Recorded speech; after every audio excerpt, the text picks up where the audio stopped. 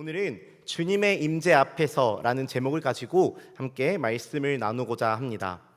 오늘 본문의 말씀은요, 하나님의 언약궤가 예루살렘으로 다시 돌아오는 장면을 보여주고 있는 본문의 말씀입니다. 오늘 본문의 말씀을 이야기하기에 앞서서 이 언약궤가 왜 지금 이스라엘 땅으로 예루살렘으로 들어오고 있는지 먼저 이야기를 나누고자 하는데요. 때는 이스라엘의 마지막 사사인 사무엘 그 이전에 이제 엘리 제사장이 사사로 활동하던 때입니다. 이때 당시에 이스라엘 백성과 블레셋 사이에 전쟁을 치르게 되어지는데요. 블레셋은 아벡 땅에서, 그리고 이스라엘은 에베네셀 땅에서 서로 진을 치며 전쟁을 하던 때입니다. 그런데 이들이 첫 번째 전투를 할 당시에 이스라엘이 패배하게 되어지고 4,000명이라는 군사가 죽게 되어집니다. 이에 이스라엘 백성들이 한 가지 갖고 온 묘수가 있는데요. 그것이 무엇이냐면은 하나님의 언약궤를 가지고, 실로에 있었던 하나님의 언약궤를 가지고 이 전쟁에 나서는 것이었습니다. 하나님의 언약궤를 가지고 전쟁에 나서면은 하나님이 우리의 전쟁을 도와주시겠지, 하나님이 우리의 전쟁에 함께 하심으로 우리가 승리할 거야 라고 생각하게 되어서 이 블레셋과의 전투에 이 하나님의 언약궤를 가지고 나오게 됩니다. 그 결과 어떻게 되나요? 패배하게 됩니다. 패배하게 되고 앞선 전투보다 더 많은 인원의 숫자가 죽게 되어지고 이 하나님의 언약궤는 블레셋에게 빼앗기게 됩니다. 그렇게 블레셋에게 빼앗긴 이 언약궤가요, 이 블레셋 백성, 이 사람들이 이 언약궤를 어떻게 하냐면은 자신들의 신인 다곤 신상 옆에 두게 됩니다. 그런데요, 이 언약궤를 두자 어떠한 일들이 일어나게 되냐면은 다곤 신상이 넘어지고 정말 이 손과 목이 모두 잘려져서, 모두 부러져서 정말 넘어져 있는 이런 상황이 일어나고, 뿐만 아니라 이 블레셋 땅에 악성 종기가 재앙으로 내리게 되어지는 것입니다.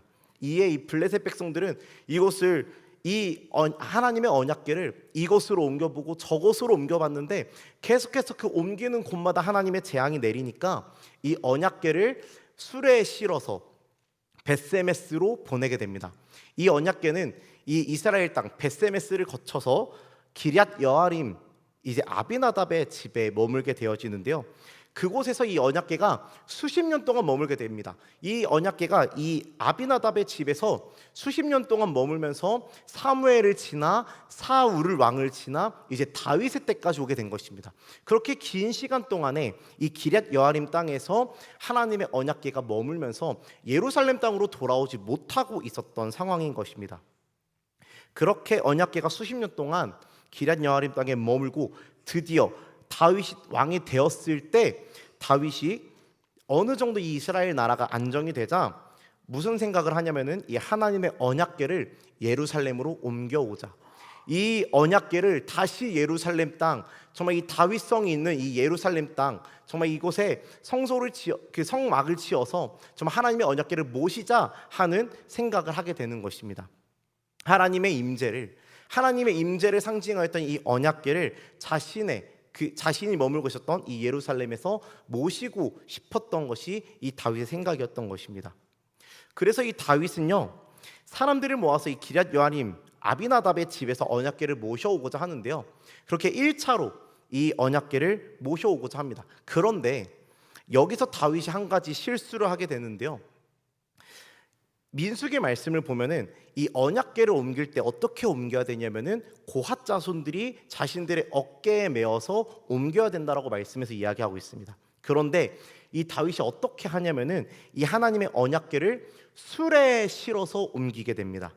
그러던 중에, 이 수레에 실어서 옮기던 도중에 소들이 막 날뛰기 시작하는 겁니다. 그러면서 이 수레가 흔들리고 그 수레를 이끌고 있었던 아비나답의 아들 우사가 이를 막기 위하여서 이 흔들리는 언약궤를 손으로 붙잡게 됩니다. 그러자 어떤 일이 일어나냐면은 이 우사가 그 자리에서 죽게 되어지는 것입니다. 결국 다윗은요, 이 언약궤를 하나님의 언약궤를 예루살렘으로 옮기고자 했던 이 다윗이 언약궤를 여기서 더 옮기지 못하고 언약궤를 가드 사람 오베데돔의 집에 두게 됩니다. 그렇게 3개월의 시간이 흐르고 이제 오늘 본문의 말씀이 시작되어지게 되는 것입니다. 오늘 본문의 앞절인 오늘 읽은 본문 13절의 앞절인 이 12절의 말씀을 보면요, 이 언약궤를 3개월 동안 보관하고 있었던 이 오베데돔의 집에 하나님의 축복이 임하였다라고 다윗의 신하가 다윗에게 이야기를 하게 됩니다. 그 이야기를 들은 다윗이 하나님의 축복의 통로인 이 언약궤를 다시 예루살렘으로 가지고 오자라고, 이 축복의 통로인 이 언약궤를 다시 예루살렘 땅으로 가지고 와야겠다라고 다시 마음을 먹게 되었습니다. 그러면서 이제 오늘 본문의 말씀이 이제 진행이 되어지는데요. 이제 우리 오늘 본문의 말씀을 좀 살펴보도록 하겠습니다. 오늘 본문 13절 말씀을 보면요, 이렇게 이야기하고 있습니다. 13절 말씀에 이렇게 이야기합니다. 여호와의 궤를 맨 사람들이 6걸음을 감해 다윗이 소와 살진 송아지로 제사를 드리고. 아멘. 이 다윗이요, 이제 이 오베데돔의 집에서 언약궤를 가지고 나오기로 마음먹고 이제 언약궤를 옮기기 시작하는데요. 이제 이 다윗이요, 이 오베데돔의 집에 언약궤가 머물던 3개월 동안에 이 언약궤를 들어오던 그 실패의 원인을 깊이 돌아보게 됩니다. 그리고 자신의 열심과 자신의 어떤 편의가 아니라 하나님의 말씀으로 돌아가게 되는데요. 다윗이 역대상 15장 2절 말씀에 그 자신이 깨달은 바에 대해서 이야기하는 부분이 나옵니다. 역대상 15장 2절입니다. 저희 앞에 보고 같이 한번 읽어보도록 하겠습니다. 읽습니다. 시작. 다윗이 이르되 레위 사람 외에는 언약궤를 맬 수 없나니 이는 여호와께서 그들을 택하사 여호와의 궤를 메고 영원히 그를 섬기게 하셨음이라 하고. 아멘. 이 언약궤가 오베데돔의 집에 3개월 동안 있는 동안에 다윗이 하나님의 말씀을 가지고 깨달은 것입니다. 이 언약궤는 레위 사람들이 맬 수 있는 것이구나, 오직 이 레위 사람들이 이 언약궤를 옮길 수 있는 것이구나 하고 깨닫게 되어지는 것입니다. 그래서 다윗은 이 레위 사람들을 모으게 됩니다. 레위 사람들을 모으고 이제 그들의 몸을 성결하게 하고 준비시켜서 이 언약궤를 옮길 준비를 하는 것입니다. 그리고 이 언약궤를 옮길 준비가 다 된 후에 이 오베데돔의 집에 가서 이 언약궤를 옮겨오도록 하는 것입니다. 다윗이 이 언약궤를 맨 사람들, 즉 레위 사람들을 불러 모아서 하나님의 말씀을 따라 이 오베데돔의 집에서부터 이 언약궤를 옮겨오기 시작했다라는 것입니다. 그렇게 하나님의 말씀대로 언약궤를 맨 레위 사람들이요, 이제 언약궤를 옮기기 시작하는데요. 근데 이 시작하는 모습이 이 방금 읽은 13절 말씀에서 나타납니다. 어떻게 시작이 되어지냐면요, 이 레위 사람들이 6걸음을 먼저 걷게 됩니다. 6걸음을 걷자 이 다윗이 어떻게 하냐면요, 소와 살진 송아지로 하나님께 제사를 드렸다라고 13절 말씀에서 이야기하는데요. 이는요, 처음에 저는 이 말씀을 들을 때 6걸음을 걸을 때마다 다윗이 제사를 드렸나? 라고 처음에 생각했었는데 그게 아닙니다. 매번 6걸음을 걸을 때마다 6걸음을 걷고 제사를 드리고 6걸음 걷고 제사를 드리고 이렇게 한 것이 아니라 처음 6걸음을 행한 후에 제사를 드린 이 다윗의 모습을 이야기하고 있는 것인데요. 즉 이 다윗은요, 언약궤를 맨 레위인들이 6걸음을 걸어서 아무런 이상이 없자 이제 하나님께서 이 언약궤의 운반을 허락하셨구나라고 알고 그렇게 생각하고 하나님께 감사의 제사를 드린 것입니다. 처음 기럇 여아림에서 언약궤를 옮기려 할 때 우사가 죽게 되면 한 번 실패를 경험했습니다. 그렇기에 레위 자손들이 이 언약궤 운반을 준비했지만 그럼에도 이 언약궤를 옮기는 것이 하나님의 뜻이 아닐 수도 있기 때문에 하나님의 뜻인지 알아야 되기 때문에 처음 이 운반을 출발하기에 앞서서 이 언약궤 맨 레위 자손들이 6걸음을 걸은 후에 이들에게 아무런 이상이 없음을 확인한 것입니다. 그렇게 확인하고 나서야 이 언약궤를 옮기는 것이 하나님의 뜻이구나, 하나님이 이것을 허락하셨구나 라는 것을 알고 다윗은 그 자리에서 하나님께 감사의 제사를 드렸다라는 것입니다. 그렇게 감사의 제사를 드린 뒤에 이제 이 언약궤 운반이 계속해서 이어지게 됩니다. 우리 14절 말씀 함께 읽어보도록 할까요? 14절 말씀 함께 읽습니다. 시작. 다윗이 여호와 앞에서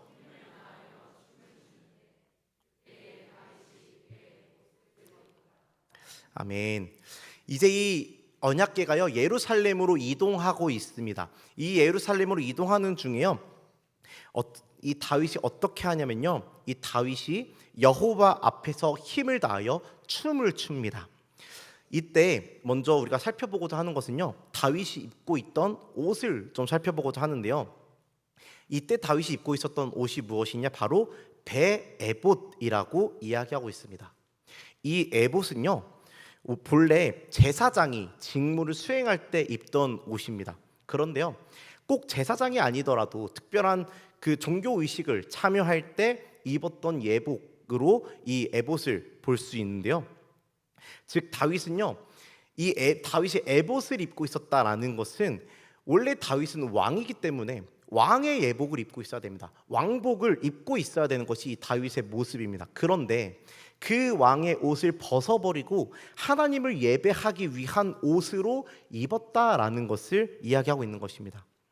어쩌면 다윗이 자신의 왕복을 벗은 이 모습은요, 자신의 이 왕의 예복을 벗은 이 모습은요, 이스라엘의 참된 통치자, 그 왕은 자신이 아닌, 이 이스라엘을 다스리는 통치자이자 왕은 자기 자신이 아닌 하나님이심을 고백하고 또 표현하기 위하여서 자신의 왕의 옷을 벗고 자신은 그 하나님을 예배하는 이 에봇을 입었다라는 것입니다. 이어서 이 14절 말씀에서 집중할 포인트가 또 있는데요. 바로 다윗이 여호와 앞에서 힘을 다하여 춤을 추었다라는 것입니다. 먼저 이 다윗이요 여호와 앞에서 춤을 추었다라고 표현하고 있는데요. 이 여호와 앞에서 춤을 추었다. 여호와 앞에서라는 이 표현은요. 단순히 이 다윗이 여호와의 궤 앞에서 춤을 추었다라는 어떤 상황적인 모습을 의미하고 있는 것만은 아닐 것입니다. 이러한 의미를 넘어서서 마치 하나님의 임재 가운데서 하나님의 목전에서 있다고 여기면서 그 하나님이 보시는, 하나님이 바라보시는, 하나님이 주복하시는 그 상황 가운데서 다윗이 춤추며 기뻐하였음을 의미하고 있는 것입니다. 또 다윗이 춤을 추었다라고 하는 이 표현은요, 빙빙 돌다, 또 춤추다라는 뜻의 카라르라는 동사에서 나온 말인데요.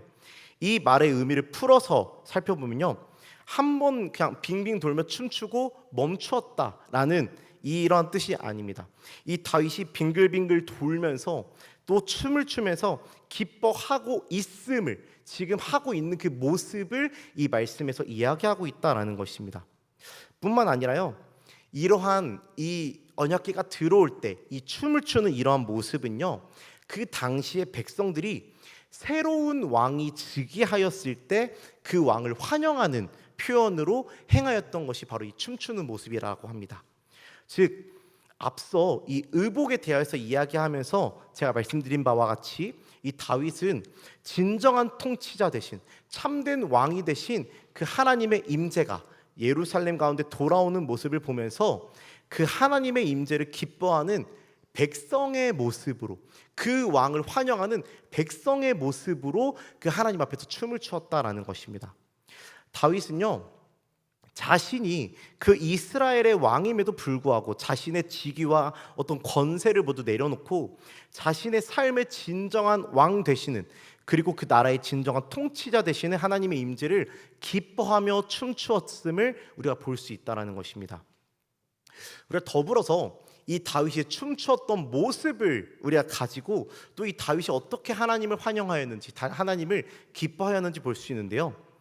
이 다윗이 춤췄던 모습을 나중에 이 미가를 통해서 살펴보면요, 이 다윗이 자신의 살을 보이면서 춤추었다라고 합니다. 이 에봇이라는 옷이요, 엉덩이까지만 내려오는 마치 겉옷과 같습니다. 그렇기 때문에 이 다윗이 조금만 폴짝폴짝 뛰어도 이 다윗의 살이 보이는 것입니다. 그 모습을 가지고 이 뒤에 말씀에서 미갈이 당신 왕의 체면을 구겼습니다라고 하면서 이 다윗을 책망하는 것을 볼 수 있는데요.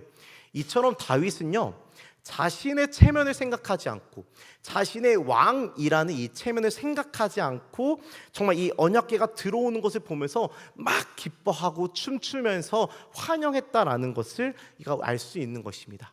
이 다윗이 춤췄던 모습이 그냥 제자리에서 그냥 폴짝폴짝 뛰는 것이 아니라요, 정말 자신의 옷이 막 풀럭풀럭하면서 자신의 살이 보일 정도로 기뻐하면서 막 뛰면서 즐거워하면서 이 하나님을 찬양했다라는 것입니다. 자신의 왕되었던 그 체면까지도 내려놓는 그 춤을 춘 것이 바로 이 다윗의 모습이었다라는 것입니다.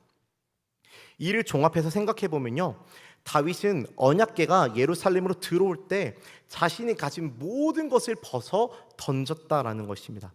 왕의 권세도, 높은 직위도, 세상의 명예, 사람들의 시선과 자신의 체면까지도 중요하지 않았습니다. 그는 오직 한 명의 평범한 하나님의 백성으로 돌아가서 진짜 왕 대신, 진짜 참된 통치자 대신 하나님의 임재 앞에서 온 힘을 다해 기뻐하며 찬양했다라는 것입니다.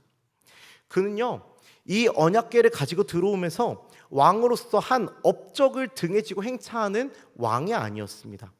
사울 왕은 이 하나님의 언약궤를 가져오지 못했지만 나는 이 언약궤를 되찾아왔습니다 라고 하면서 자신의 업적을 이야기하고 자신의 왕권을 강화하기 위하여서 이 언약궤를 가져온 왕이 아니었다라는 것입니다. 주님이 이 나라의 왕이심을 나타내면서 이 나라의 왕인 자신 또한 하나님의 통치하심을 받는 하나님의 백성임을 표현하면서 기쁨으로 자신의 체면을, 사람들의 시선을 상관하지 않고 왕의 행차를 맞이하는 바로 그런 백성의 모습으로 나온 것이 이 다윗의 모습이었다라는 것입니다. 우리 마지막으로 15절 말씀 함께 읽도록 하겠습니다. 15절 말씀 함께 읽습니다. 시작. 다윗과 온 이스라엘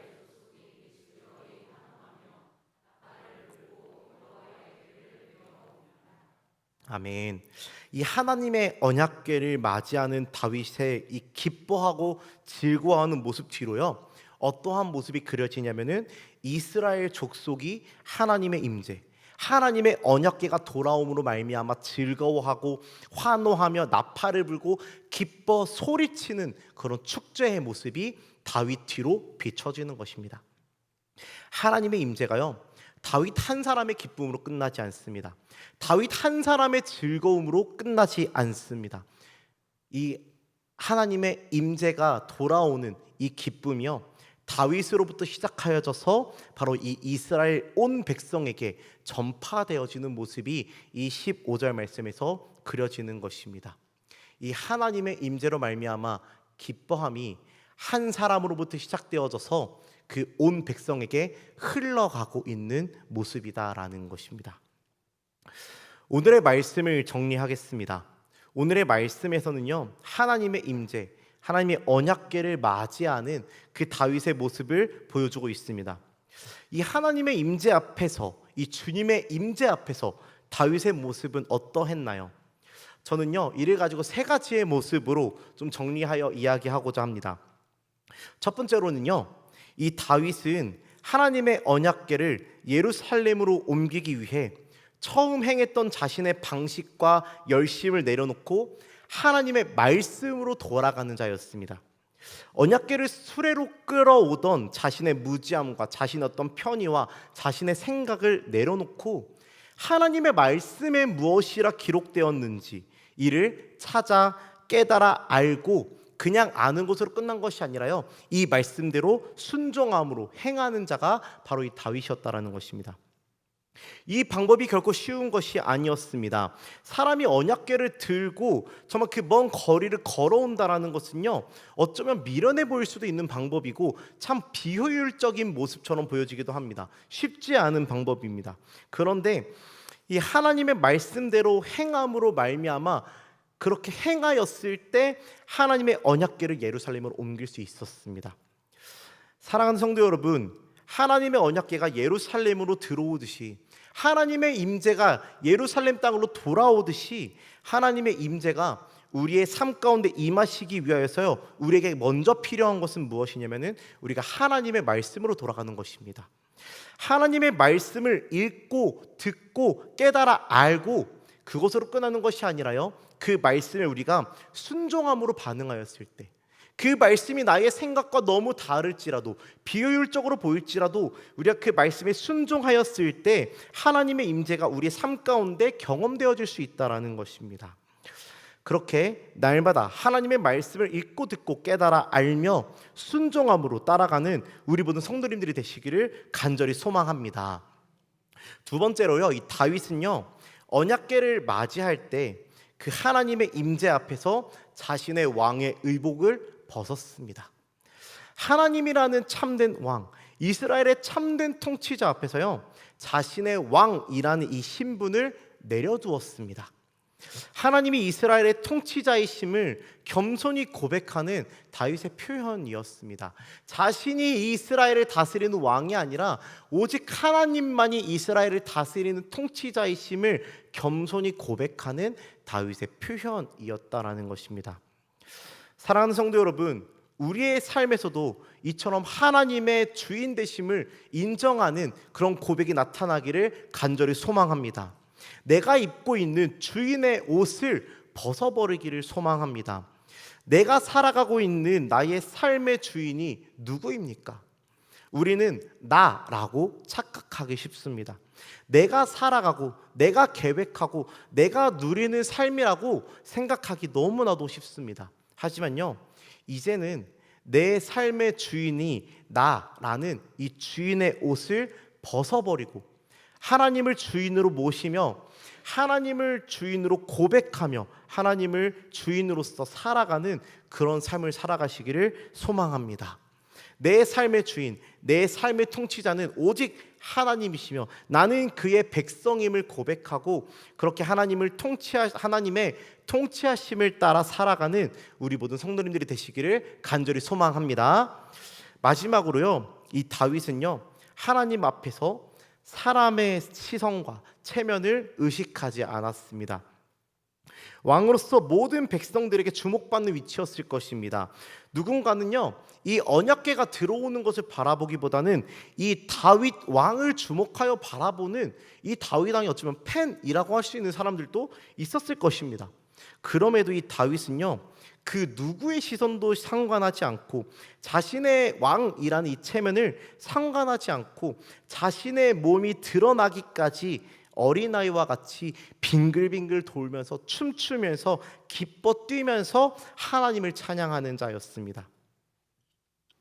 우리에게 혹 다른 사람의 시선을 의식하고 있는, 나의 체면을 생각하고 있는 그런 모습이 있지는 않습니까? 내 주변 사람의 시선을 의식해서 차마 발이 땅에서 떨어지지 않는 그러한 모습이 우리 안에 있지는 않습니까? 우리가 하나님을 막 열심히 찬양하는데 내 뻣뻣한 춤 사위를 보고 누군가가 나의 뻣뻣한 춤 사위를 보고 비웃을까봐 그냥 가만히 서서 박수만 치고 있는 그러한 모습이 우리 가운데 있지는 않습니까? 특히 오랜 시간 신앙생활을 하고 또 나이를 먹어감에 따라 기뻐 뛰던 그런 신앙에서, 기뻐 뛰며 찬양하던 그런 신앙에서 이제는 기뻐 뛰는 그 자들 뒤에서 그 기쁨을 대리만족하고 있는 신앙의 모습으로 우리가 변해가고 있지는 않습니까?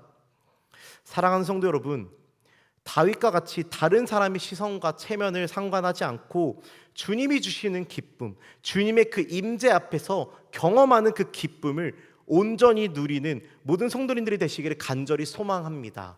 다른 사람을 바라보지 않고 다윗과 같이 기뻐 뛰임으로 하나님을 온전히 찬양함으로 나아가는 우리 모든 성도님들이 되시기를 간절히 소망합니다. 다윗과 같이 하나님의 말씀을 깨달아 알고 순종함으로 하나님의 임재를 경험하는 주님의 백성이 되시기를 소망합니다.